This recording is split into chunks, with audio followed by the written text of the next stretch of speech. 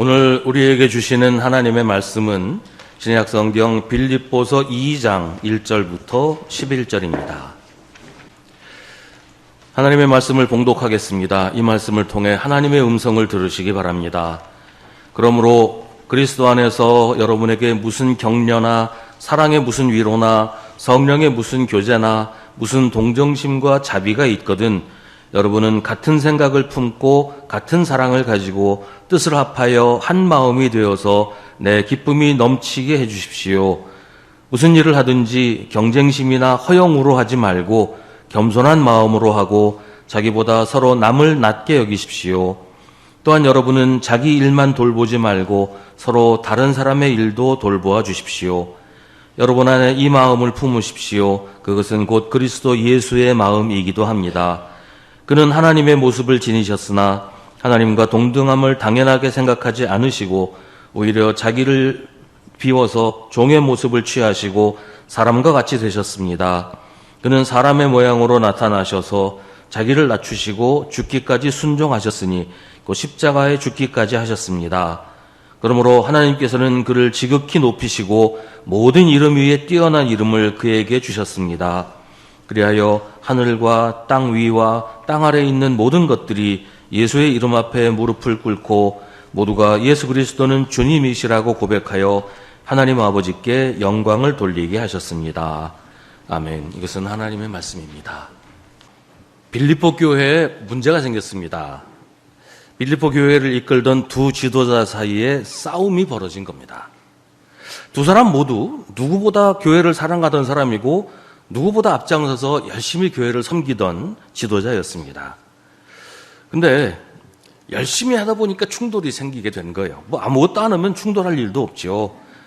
서로 열심히 하다 보니까 의견이 좀 다르고 방향이 다르고 방법이 다르고 이런 부분들이 자꾸 나타나게 되고 그러다 보니까 충돌을 하게 된 거죠. 급기야 교회가 편을 갈라 싸우게 된 것입니다. 자칫하다가는 교회가 두 쪽에 날 지경이 됐습니다. 빌립보 교회를 세운 바울이 이 소식을 듣고 큰일 났다고 생각하고서 빌립보서를 씁니다. 바울은 빌립보 교회와 또 그와 비슷한 상황에 있는 교회들에게 교회가 온전하게 되기 위해서 해야 할 일들을 몇 가지 알려줍니다. 오늘 말씀은 교회를 온전하게 하기 위한 권면입니다. 1절에 그리스도 안에서라는 말은 그리스도께서 베푸시는 이라는 뜻이에요. 그리스도 안에서 여러분에게 무슨 격려가 있거든 이라는 말은 여러분이 그리스도께서 베푸시는 격려를 받았다면 이라는 말입니다.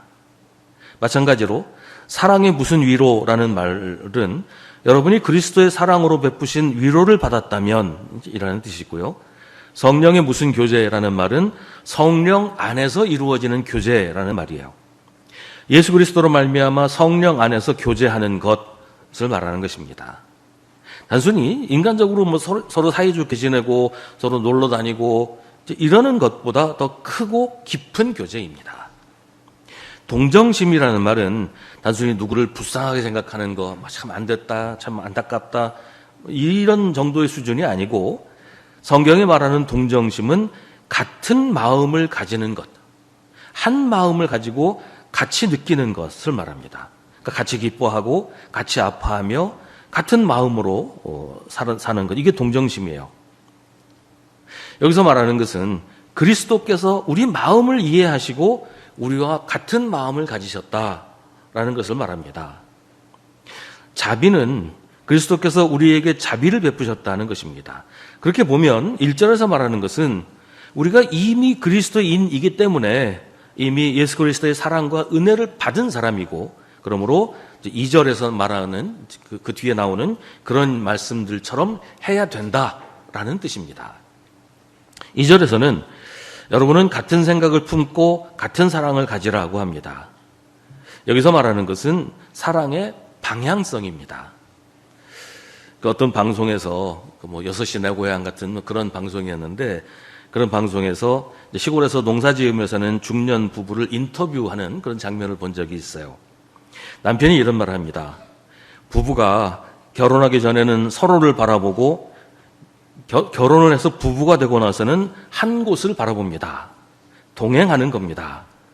그러니까 앞으로 우리 부부가 서로를 바라볼 일은 없다. 그런 얘기를 하는 것 같습니다. 뭐 웃기려고 한 말이겠지요. 근데 원래 이 말은 생텍쥐베리라는 프랑스의 작가가 인간의 대지라는 소설에서 한 말입니다. 사랑은 서로 마주보는 것이 아니라 함께 같은 방향을 바라보는 것이다. 그런 얘기를 한 적이 있어요. 서로의 얼굴만 쳐다보는 게 사랑이 아니라 같은 생각과 같은 꿈을 꾸면서 같은 곳을 향해서 가는 것이 사랑이라는 겁니다. 교회도 마찬가지예요. 교회는 같은 생각을 품고 같은 사랑을 가진 사람들이 모인 곳입니다. 같은 방향을 바라보면서 같은 꿈을 꾸면서 서로 손잡고 한 걸음 한 걸음 함께 걸어가는 것이 교회입니다. 같은 생각을 품고 같은 사랑을 가져야 뜻을 합하고 마음이 하나가 될 수 있습니다. 마음과 뜻이 하나가 되기 위해서는 같은 생각과 같은 사랑을 가지고 같은 곳을 바라보아야 합니다.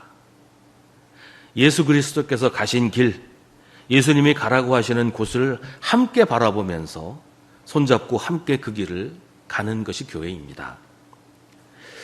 교회가 그렇게 하나 될 수 있는 것은 같은 그리스도의 사랑과 은혜를 받았기 때문이에요. 받은 사랑과 은혜가 뭐 사람마다 다 다르긴 하지요. 모습과 방식이 뭐 다 다르잖아요. 하지만 모두 같은 예수 그리스도의 사랑과 은혜를 받은 것이기 때문에 본질적으로 우리가 받은 것은 다 하나입니다. 다른 것은 우리의 상황이지 우리가 받은 사랑과 은혜가 아니란 말이죠. 누가 더 좋은 것을 받았다거나 누구는 섭섭하게 받았다거나 그렇게 말할 수 없어요. 예수님은 누구를 차별하시거나 누구를 편애하시지 않기 때문입니다. 우리가 그렇게 예수님이 좀 불공평하다 이렇게 느끼는 것은 내 마음 때문이에요. 그래서 3절은 무슨 일을 하든지 경쟁심이나 허영으로 하지 말고 겸손한 마음으로 하라고 합니다. 경쟁심과 허영은 공동체를 분열시키고 무너뜨리는 악덕입니다. 여기서 말하는 허영은 우리가 흔히 생각하는 사치하고 낭비하고 그런 걸 말하는 것이 아니고 자기 과시를 말하는 거예요. 자기 과시. 자기를 돋보이려고 하고 자기를 남들보다 높은 자리에 놓으려는 것을 허영이라고 말합니다. 그런데 그렇게 되기 위해서는 남을 깎아내리기도 하지요. 남에게 험담을 하기도 하고 안 좋은 소문을 퍼뜨리기도 하고 그렇게 되는 그게 허영이란 말이에요. 그런 허영 때문에 경쟁심이 생깁니다. 경쟁심은 이기적인 야망을 말합니다. 남보다 더 잘났다고 하려면 남과 비교하고 경쟁해야 되잖아요. 때로는 경쟁이 긍정적인 결과를 가져오는 경우도 많이 있기는 해요.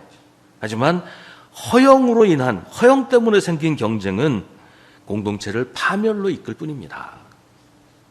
특히 여기서 바울이 이 말을 하는 것은 당시 빌립보 교회에서 일어나고 있는 어떤 일 때문입니다.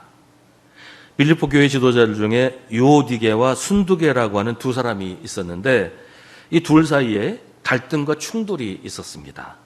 구체적인 내용은 성경이 이야기하고 있지 않아서 알 수 없지만 아무튼 두 사람이 갈라서고 대립하는 바람에 교회 전체가 큰 어려움에 빠졌어요. 자칫하면 교회가 두 쪽이 나거나 아예 박살이 날 지경이 된 겁니다. 그래서 바울은 교회가 한 마음이 되어야 한다고 권면합니다. 빌립보서 4장에서는 대놓고 유오디아와 순두게라는 그 이름까지 거명을 하면서 한 마음을 가지라. 주님 안에서 같은 마음을 품으라고 말합니다. 서로가 제각기 다른 마음을 품고 있어서는 교회가 온전할 수 없습니다. 아무리 좋은 뜻을 가지고 있고 좋은 생각을 가지고 있어도 서로가 하나 되지 못하면 충돌할 수밖에 없게 되고 문제를 일으키게 된다는 거예요. 더구나 허영으로 하는 일, 나를 돋보이고 사람들이 나를 좋아하게 만들고 내가 남보다 더 높은 자리에 올라가고 그런 생각으로 하는 일은 경쟁심을 가지게 만들고 그러면 교회가 결국 무너지게 된다는 거예요. 바울은 무슨 일을 하든지 경쟁심이나 허영으로 하지 말고 겸손한 마음으로 하고 자기보다 서로 남을 낮게 여기라고 합니다. 여기서 남을 낮게 여기라는 말은 열등감을 가지라.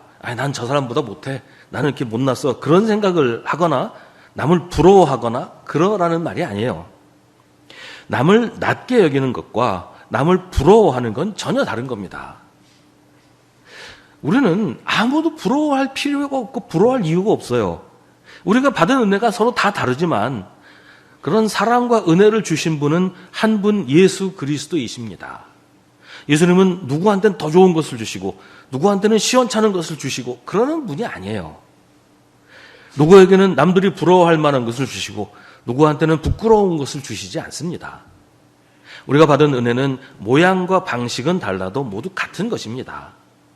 예수님이 우리를 위해서 가장 좋은 것으로 주신 것입니다. 예수님이 많이 받은 사람에게는 많은 것을 요구하고 많이 맡긴 사람에게는 많은 것을 요구한다고 하시는 그런 말씀도 하셨는데, 이거는 누구한테는 많이 주시고 누구한테는 적게 주신다, 이렇게만 받아들이면 곤란해요. 여기서 하는 말은 사랑과 은혜에 대한 이야기가 아니라 사명과 책임에 대한 것입니다. 군인이 무장을 하고 전투에 나가잖아요. 근데 어떤 사람은 아주 중무장을 해요. 수류탄도 몇 개씩 가지고 중무장을 하고 나가요. 어떤 사람은 그냥 가벼운 차림으로 나가요. 왜 그럴까요? 중무장을 한 사람은 그만큼 위험한 곳으로 가는 거예요. 자칫하면 자기 생명을 잃을 수 있는 곳에 가니까 중무장을 하는 거죠. 가벼운 차림으로 나간 사람은 별로 위험하지 않은 일을 하기 때문에 그렇게 해서 가는 거예요. 하나님께서 많은 것을 요구하실 때는 그만큼 많은 짐을 지우십니다.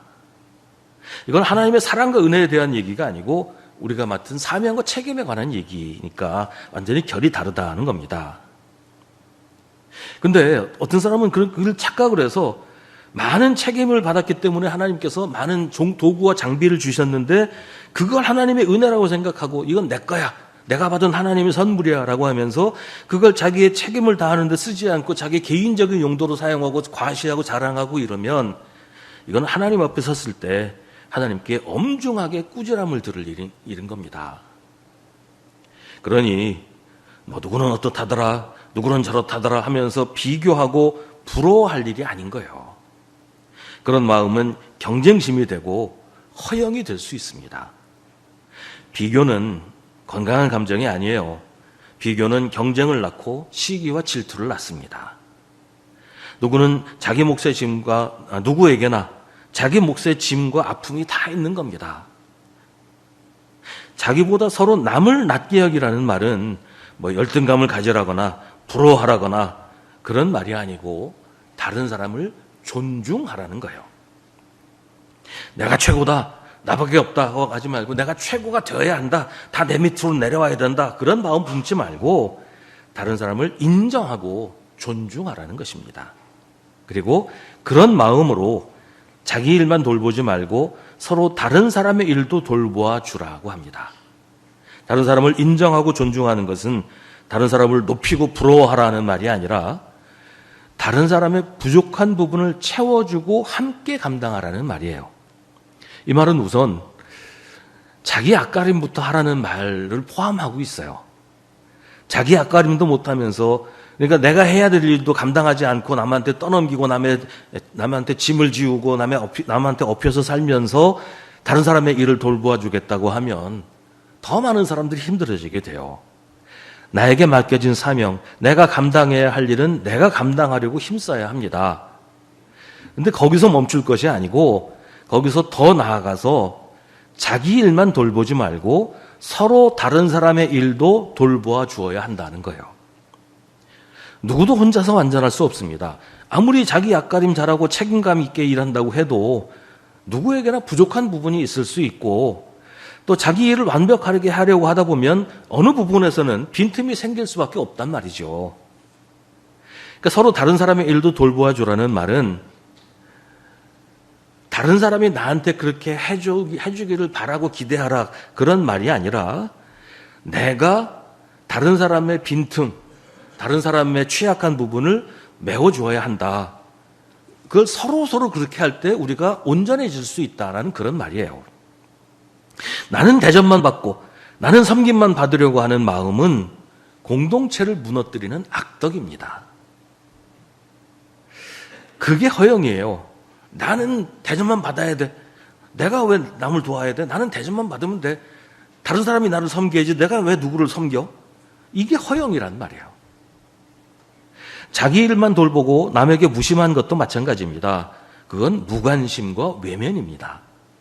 서로 돌보는 것은 교회를 유지하기 위한 최소한의 덕목이고 우리를 교회로 부르신 예수 그리스도의 명령입니다. 저수지는 물을 모아놓는 곳이에요. 하지만 저수지의 목적은 물을 모아놓는 것이 아니에요. 물을 모아놓기만 한다면 저수지는 있을 필요가 없어요. 저수지가 있는 이유는 물이 없을 때 물을 공급하기 위해서예요. 물이 풍부한 시기에 저수지에 물을 담아 놓았다가 물이 필요한 계절이 되면 저수지에 담긴 물을 다 내려보내서 논과 밭에 물을 공급하는 것이 저수지의 목적이에요. 물을 담아놓기만 하면 저수지 있을 필요 없어요. 오히려 그게 해롭게 됩니다. 왜냐하면 담아놓기만 하고 흘러가지 않는 물은 얼마 먹어서 썩어버린단 말이에요. 예수님이 우리에게 사랑과 은혜를 베푸신 것은 그걸 우리가 그냥 혼자서 간직하고 독점하고 차지하고 이거 내 거야 라고 움켜쥐라고 하는 것이 아니고 저수지가 되라는 거예요. 내가 받은 은혜와 사랑을 흘러넘치게 해야 된다는 것이죠. 그 사랑과 은혜를 필요한 사람들에게 전하라는 겁니다. 내가 먼저 주님께서 주신 사랑과 은혜를 누리되 이건 내 거니까 나만 쓸래가 아니고 흘러넘치게 해야 된다. 이게 서로 돌보라는 말이에요. 다른 사람들을 돌보라고 예수님께서 우리에게 그런 것들을 베푸셨다는 겁니다. 이 사명을 외면하면 우리 안에 갇혀버린 예수님의 사랑과 은혜가 오히려 우리에게 해가 될 수 있어요. 저수지의 물이 썩는 것처럼 말이죠. 올해 우리 교회의 표어는 서로 돌보아 주십시오입니다. 이것은 온전한 교회가 되기 위해서 반드시 필요한 일입니다. 우리 교회가 빌립보 교회처럼 문제가 있는 것은 물론 아니지만 그러나 누가 봐도 무엇보다 예수님 보시기에 조그만 빈틈도 없는 조금의 약점도 없는 온전한 교회다 이렇게 말하기는 어렵지 않겠어요? 아직 부족한 부분이 많지 않습니까? 그렇기 때문에 오늘 바울이 빌립보 교회에게 하는 권면을 우리도 명심해야 하는 겁니다. 우리가 서로 돌보아야 하는 이유는 예수님이 우리를 돌보아 주시기 때문이고 예수님이 우리에게 서로 돌보아 주라고 명령하셨기 때문이에요. 바울은 교회들에게 자기 자신은 자기가 감당하라고 명령하면서도 동시에 서로 돌보아 주라고 합니다. 누구도 혼자서는 감당할 수 없기 때문이에요. 서로 돌보아 주는 것은 다른 사람만을 위한 것이 아니에요. 서로 돌보아 주는 가운데 내가 성숙하고 내가 완성됩니다. 내 빈틈을 누가 채워주기도 하지만 내가 다른 사람의 빈틈을 채워주는 가운데 내가 더 풍성해지고 내가 더 성숙하게 된다는 거예요. 서로 돌봐주는 가운데 내가 예수님을 좀 더 닮아가게 됩니다. 서로 돌봐주는 것은 다른 사람을 위한 것이면서 동시에 나 자신을 위한 것이고 결국 교회와 예수님을 위한 것입니다. 서로 돌보아주기 위해서 우리는 서로에게 관심을 가져야 돼요. 나만 생각하고 나만 이해하지 말고 다른 사람한테 관심을 가지고 다른 사람을 이해하기 위해서 애써야 됩니다. 우리가 서로 같은 생각을 품고 같은 마음을 가지고 뜻을 합하여 한 마음이 되면 서로 돌보아주는 일은 저절로 이루어지게 돼요. 교회에는 나 혼자 있는 것도 아니고 나를 위해 있는 것도 아닙니다. 서로 관심을 가지고 돌보아주는 것이 교회입니다. 이 표어가 정해졌으니 이제는 구체적으로 어떻게 해야 하는지도 우리가 함께 찾아가야 되겠죠. 가장 먼저 우리가 서로에게 관심을 가지는 것부터 시작해야 할 것입니다. 우리가 서로 잘한다고 생각하지요. 우리가 같이 교회 다닌 지 수십 년 넘은 분들도 많이 계시고 서로 잘 안다고 생각을 하고 있지만 가만히 생각해 보면 의외로 서로에 대해서 잘 모르는 부분이 참 많은 것 같아요. 지금 무슨 생각을 하고 있는지, 어떤 고민이 있는지, 어떤 기쁨과 어떤 아픔이 있는지 서로 잘 모르잖아요. 사실 우리가 서로에게 얼마나 관심이 있습니까? 우리가 서로를 잘 알기 위해서 함께 얘기하고 함께 기도하는 것 얼마나 잘 하고 있습니까? 그저 대화를 나눠도 피상적인 대화, 기도를 해도 그냥 내 눈에 보이는 뭐 그런 부분에 대한 기도, 그 이상이 아닌 경우들이 많지 않습니까? 어떤 도움이 필요한지를 알아야 서로 돕지 않겠어요? 듣기만 하는 것으로는 부족합니다. 먼저 말할 필요가 있어요. 말하지 않으면 들을 수도 없어요. 말 안 해도 알아줄 거라고 생각하지 마세요. 말 안 하면 몰라요. 누가 압니까? 서로 마음을 열고 자기 이야기를 하고 남의 이야기를 귀담아 듣는 것이 서로 돌보는 일의 시작입니다. 알지 못하면 어떻게 도울 수 있겠어요? 서로를 알고 서로의 필요를 알면 그 다음에는 같은 마음을 가지는 게 필요하겠지요. 함께 아파하는 마음, 함께 기뻐하는 마음이 있으면 그 다음에는 모든 것이 자연스럽게 이루어지지 않겠어요? 내가 아프면 내 그 아픔을 치료하기 위해서 내가 약도 먹고 병원도 가고 치료를 하잖아요. 다른 사람이 아플 때 내가 그 사람과 같이 아파하면 내가 그 사람의 아픔을 고쳐주기 위해서 뭐라도 할 거 아닙니까? 그러니까 같은 마음을 가지는 게 그래서 중요한 거예요. 우리는 예수 그리스도의 사랑을 받고 사는 사람입니다. 그러니 같은 생각을 품고 같은 사랑을 가지고 뜻을 합하여 한 마음이 되어야 합니다. 무슨 일을 하든지 경쟁심이나 허영으로 하지 말고 겸손한 마음으로 자기보다 서로 남을 낮게 여기면서 자기 일만 돌보지 말고 나만 생각하지 말고 서로 다른 사람들의 일을 돌보아 주어야 합니다. 그게 나에게도 유익한 일이고 그게 나를 돌보는 일이 돼요. 예수를 믿는다는 것은 예수님이 보여주신 삶의 모습, 예수님이 우리에게 베푸신 사랑과 은혜가 옳은 것이고 우리도 그렇게 살아야 한다는 것을 믿는 겁니다. 예수를 믿는다고 하면서도 예수님처럼 하지 않는 것은 예수님이 하신 일 난 동의할 수 없다. 예수님 하신 일 잘못됐다. 그렇게 생각하니까 그렇게 살지 않는 거 아니겠어요? 그게 옳고 그게 바른 것이라면 나도 그렇게 해야 되는데 그거 틀렸어라고 생각하는 게 안 하는 거란 말이에요. 그러니까 예수님처럼 살지 않는 건 예수 안 믿기 때문에 그런 겁니다. 예수 안에서 사는 것은 예수님이 우리에게 하신 일을 우리도 다른 사람에게 하는 거예요. 그게 예수 안에서 사는 겁니다. 예수님의 마음으로 다른 사람들을 대하고 다른 사람들에게 예수님처럼 하는 겁니다. 공동체 안에서 죄는 다른 사람들의 필요를 무시하고 자기 자신의 유익을 최고의 가치로 여겨서 다른 사람을 외면하는 겁니다. 근데 그건 결국 다른 사람을 해치는 것이고 나 자신을 해치는 것입니다. 결국은 공동체를 무너뜨리게 되는 거죠. 오늘 성경은 우리에게 명령합니다. 여러분은 자기 일만 돌보지 말고 서로 다른 사람들의 일도 돌보아 주십시오.